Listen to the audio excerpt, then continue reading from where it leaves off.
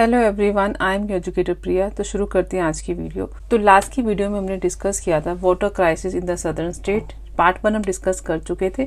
उसी पार्ट की कंटिन्यूशन हमने लास्ट टाइम पे जो फैक्टर्स थे उनको डिटेल में स्टडी नहीं किया था, तो आज हम उनसे फैक्टर्स डिस्कस करेंगे। आज हम स्टडी करेंगे कि नॉर्दर्न इंडिया और सदर्न इंडिया में इतनी ज्यादा वाटर की वेरिएबिलिटी क्यों है, क्या फैक्टर रिस्पॉन्सिबल है सबके लिए। सो अब स्टार्ट करते हैं नेक्स्ट स्लाइड। कि लास्ट टाइम हमने बहुत ब्रीफ में फैक्टर्स को डिस्क्राइब किया था। What are the various factors that contribute to variation in the water availability between the northern and the southern region of India. तो फर्स्ट फैक्टर हिमालयन रिवर्स। तो इस स्लाइड में क्लियरली विजिबल है। अगर हम मैप में देखें तो नॉर्थ इंडिया में जो हमें मेजर रिवर्स दिखाई दे रहे हैं, जैसे इंडस हो गई, ब्रह्मपुत्र हो गई, गंगा हो गई, यमुना, ये मेजर रिवर्स हमारे नॉर्थ की हैं। सिमिलरली साउथ में आते हैं नर्मदा, महानदी, कृष्णा, गोदावरी। तो अगर हम नेचर ऑफ रिवर्स देखें, जो हमारी हिमालयन रिवर्स हैं, they are entirely different from the peninsular rivers. These are perennial in nature. Perennial का मतलब होता है जो पूरे साल जिसमें वाटर फ्लो करे। लेकिन जो हमारी पेनिनसुलर रिवर्स है लाइक द नर्मदा, गोदावरी, कृष्णा, महानदी, ये नॉन पेरिनियल है। ये पूरे के पूरे साल में पानी नहीं रहता। हिमालयन रिवर जो है ये रेनफॉल पे तो डिपेंडेंट है बट एंटायरली नहीं है, बिकॉज ये स्नो फेड भी है। जितने अगर हम देखें हिमालयन रेंजेस में हमारे ग्लेशियर्स हैं, तो ग्लेशियर से जब स्नो मेल्ट करती है तो वो वाटर यहाँ पे आते हैं। तो ये एंटायरली सिर्फ रेनफॉल पे डिपेंडेंट नहीं रहती। लेकिन हमारे पेनिनसुलर रिवर जो है they are entirely dependent upon the rainfall. Rainfall होगी तो वाटर रहेगा, रेनफॉल जिस सीजन में नहीं आई तो वाटर लेवल बहुत कम हो जाएगा। Himalayan rivers are found in the regions with humid climate where evaporation rates are much lesser than the rainfall। Obvious factor है, अगर evaporation rate ज्यादा होगा, रेनफॉल कम होगी तो वहाँ पे ड्रायर क्लाइमेट होगा। लेकिन हिमालयन उस क्लाइमेट में होती है जहाँ इवेपोरेशन का रेट जो है वो लेस है as compare to the rainfall. तो यहाँ पे इन रिवर्स में मोस्टली थ्रू द पीरियड क्या रहता है, आपका वाटर अवेलेबिलिटी रहती है। लेकिन अगर हम पेनिनसुलर रिवर्स की बात करें, साउथ का जो क्लाइमेट है दैट इज एरिड क्लाइमेट, और यहाँ पे इवेपोरेशन का रेट है that is higher than the precipitation और रेनफॉल के रेट से। सो रिवर्स कौन सी आ गई आपकी, Ganga, Yamuna, Indus, Brahmaputra. And similarly peninsula में कौन सी आ गई आपकी, नर्मदा, ताप्ती, कृष्णा, गोदावरी, महानदी।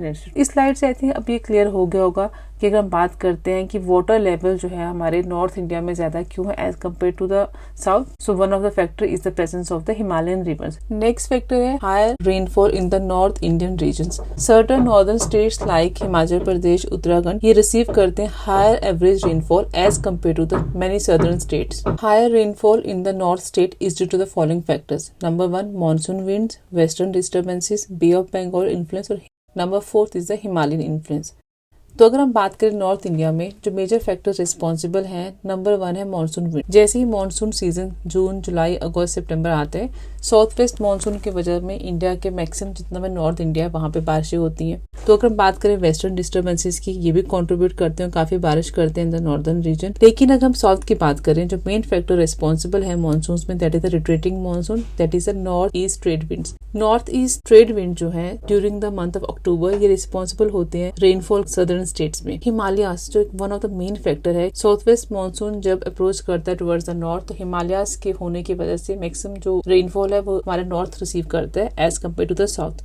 तो ये मेन फैक्टर्स हैं जो रिस्पॉन्सिबल हैं for the north region having more rainfall as compare to the south. Higher rainfall ultimately contribute करती है towards recharge of the aquifers हो गया, या आपका ग्राउंड वाटर उसको रिचार्ज करने में हेल्प करते हैं। अब थर्ड फैक्टर आता है डाइवर्स एक्वीफर्स। हमने लास्ट टाइम भी डिस्कस किया था कि अगर हम एक्वीफर्स की बात करते हैं तो नॉर्दर्न स्टेट तो हमें डाइवर्स रेंज ऑफ एक्वीफर्स मिलते हैं एज कम्पेयर टू साउथ। तो अगर हम देखें नॉर्थ इंडिया में मोस्टली हमारे पास आते हैं alluvial aquifers of the Indo-Gangetic plain. Majority aquifers हमारे कौन से आते हैं, alluvial aquifers of the Indo-Gangetic plain, और इनकी मेन प्रॉपर्टी के रहते हैं they have a significant storage spaces. इनके पास काफी स्टोरेज स्पेसिस होती है और ये काफी वैल्यूएबल सोर्स है फ्रेश वाटर सप्लाई का। अगर हम साउथ की बात करें, वहां पे प्रेजेंट है हार्ड रॉक एक्वीफर्स, और इन एक्वीफर्स की पुअर परमेबिलिटी प्रॉपर्टी होती है। इनका रिचार्ज रेट जो होता है रेनफॉल का वो बहुत कम होता है। इस वजह से ये एक्वीफर जो है अपने आप को रिप्लेनिश नहीं कर पाते और eventually they will dry out due to excessive usage. But हम ये नहीं कह सकते कि जितने भी एलुवियल एक्वीफर्स हैं वो कभी भी खत्म नहीं हो सकते। अगर उनका भी एक्सेसिव एक्सट्रैक्शन होगा then they are also at the risk of over exploitation. Next जो फैक्टर है दैट इज एग्रीकल्चर प्रैक्टिसेस। जब हम एग्रीकल्चर जो की बात करते आते हैं तो एग्रीकल्चर भी one of the prime factor है that is responsible for the water crisis in the south. अगर हम नॉर्थ और साउथ को कंपेयर करें तो देखा जाता है नॉर्दर्न स्टेट्स में मोर एफिशिएंट इरिगेशन प्रैक्टिसेस होती हैं as compare to the south. यहाँ पे लेस वाटर इंटेंसिव क्रॉप्स को उगाया जाता है एज कम्पेयर टू साउथ। हमने कल भी डिस्कस किया था, चाहे स्टेट ऑफ आंध्र प्रदेश हो, तेलंगाना हो, रायलसीमा हो, यहाँ सब पे ये वो स्टेट्स क्रॉप्स है उनको उगाया जाता है। पैडी हमने कल भी डिस्कस किया था, वाटर इंटेंसिव क्रॉप है। किसी भी एरिया का वाटर टेबल ये इस फैक्टर पे डिपेंड करेगा कि वहाँ पे कौन सी क्रॉप को उगाया जा रहा है, वहाँ पे इरिगेशन का कौन सी प्रैक्टिस को अपनाया जा रहा है। अगर हम नॉर्थ इंडिया की बात करें तो canal irrigation is one of the main irrigation pattern, लेकिन अगर हम साउथ की बात करें तो वहाँ पे टैंक्स और वेल इरिगेशन पे ज्यादा फोकस किया जाता है। ये सारे factor response over extraction of the water from the ground और एज अ रिजल्ट जो है वहाँ के रिजर्वायर में जो वाटर लेवल है वो डिप्लीट हो रहा है with the passage of time. तो नेक्स्ट फैक्टर है डेमोग्राफिक एंड अर्बनाइजेशन पैटर्न्स। अगर हम कंपेयर करें नॉर्थ और साउथ की स्टेट्स को in terms of population density और अर्बनाइजेशन, तो हायर पॉपुलेशन डेंसिटी और रैपिड अर्बनाइजेशन हमें मिलती है साउथ में। हाई पॉपुलेशन डेंसिटी और रैपिड अर्बनाइजेशन होने के कारण से साउथ में demand for the water in terms of domestic और इंडस्ट्रियल यूज दोनों ही इंक्रीज करा है।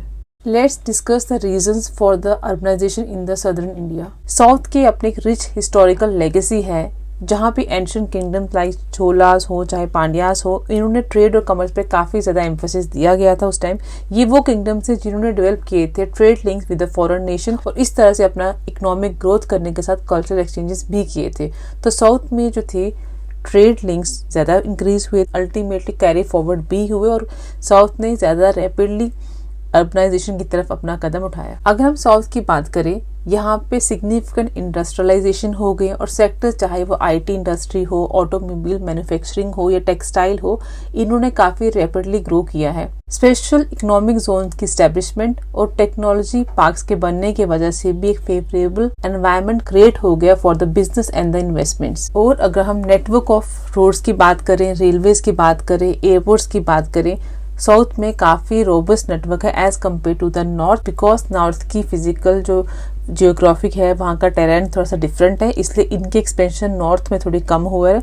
और ये सारे के सारे वो फैक्टर्स हैं जो अट्रैक्ट करता है बिजनेस को, फैसिलिटेट करता है टूरिज्म को, अल्टीमेटली जो होती है एनकरेज करता है in the movement of goods and services में। तो इन सब फैक्टर्स में साउथ काफी आगे है as compare to the north region. और अगर हम बात करें सदर्न इंडिया के, जितने भी इंडिया के प्रेस्टीजियस एजुकेशनल इंस्टीट्यूशंस हैं, चाहे वो आईआईटीज हो, आईआईएम्स हो, वो सब आपको साउथ में मिलेंगे। इन कंट्रास्ट नॉर्थ के पास काफी कम प्रीमियर एजुकेशनल इंस्टीट्यूशंस हैं।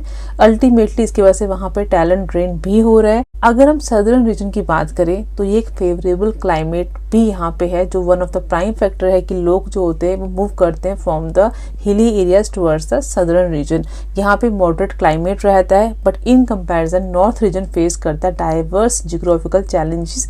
वहाँ पे टेम्परेचर वेरिएशन बहुत ज्यादा है और विंटर्स सदर्न रीजन में काफी हार्श होती हैं। नेक्स्ट फैक्टर है जियोग्राफिकल फीचर्स। अगर हम टोपोग्राफी और जियोग्राफिकल फीचर्स की बात करें नॉर्दर्न इंडिया की, तो यहाँ पे प्रेजेंट है लार्ज रिवर बेसिन्स।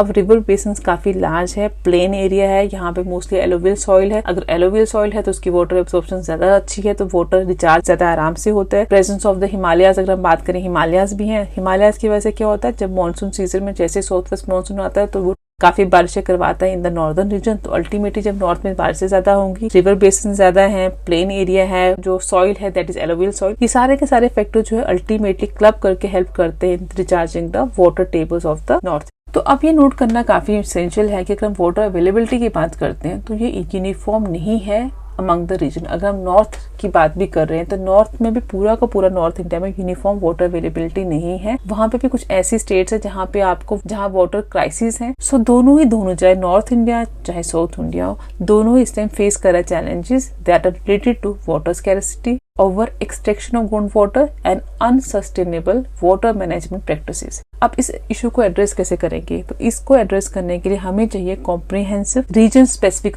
जिस रीजन में जैसे कंडीशन है हमें उसके अकॉर्डिंग डाटा को इकट्ठा करना है और डाटा हमारे पास वंस आ जाता है देन हमें उसके अकॉर्डिंग रीजन स्पेसिफिक अप्रोच को बनाना है, ताकि हम सस्टेनेबल वाटर मैनेजमेंट कर पाए, हम कंजर्वेशन एफर्ट्स को और भी तेज कर पाए और हम प्रमोशन कर पाए एफिशिएंट वाटर यूज का अक्रॉस द कंट्री। अब वाटर क्राइसिस है, ये हम सब जानते हैं। अब इस वाटर क्राइसिस चाहे वो साउथ में जो अभी रिसेंटली न्यूज में काफी ज्यादा हाईलाइट हुआ, उसको अगर हमें टैकल करना है देन हमें कुछ ना कुछ स्ट्रेटेजीज को इम्प्लीमेंट करना पड़ेगा। वो स्ट्रेटेजीज क्या है? Number 1 rain water harvesting, second water conservation awareness, third efficient agriculture practices, ground water management, waste water treatment and reuse, afforestation and reforestation, integrated water resource management, investment in the water infrastructure, climate resilient water management, government policies and regulation, and finally is a community engagement। तो हमने discuss कर लिया कि किस तरह से हम water shortage की प्रॉब्लम से टैकल कर सकते हैं, क्या क्या हम स्टेप्स ले सकते हैं। तो आई होप ये टॉपिक सबको क्लियर हो गया होगा। तो इसके साथ ही खत्म करते हैं इस वीडियो को। आई होप ये वीडियो आपको अच्छी लगी। अगर वीडियो अच्छी लगे तो then do subscribe to the channel and keep watching our videos. Thank you और मिलते हैं कल आपसे एक नई वीडियो के साथ।